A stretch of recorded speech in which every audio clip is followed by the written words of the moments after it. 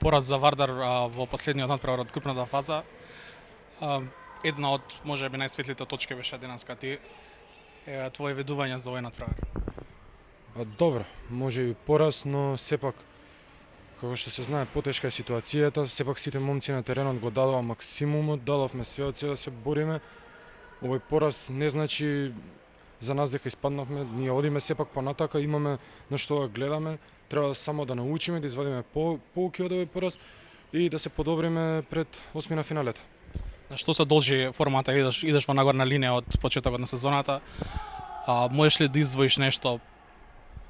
Па ништо посебно, мислам, вака звучи ништо посебно, тоа е секојдневна работа, е со врвни играчи, со врвен тренер Дејан Перич, секојдневна работа и тоа си го прави своето, си има свој придонес. Секако треба уште повеќе да се напредува, уште да се работи, не сме тука да се застане, но тоа е тоа.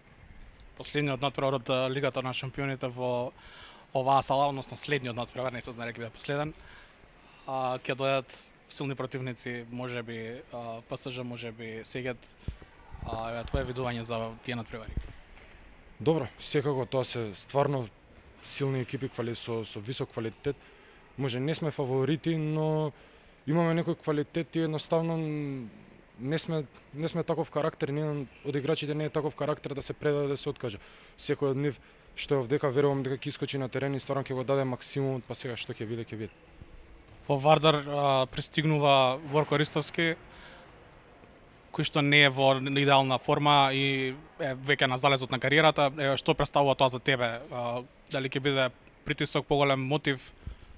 Па секако ќе биде и мотив затоа што Борко Ристовски се уште има во него многу добри партии, они позади него има одлична кариера и клубска како и репрезентативна. Стварно има собрано големо искуство низ текот на својата кариера и исто така ќе можам да научам исто многу и од него како постар поискусен голман, така да и тоа се радувам што ќе можам да научам од еден поискусен голман од мене.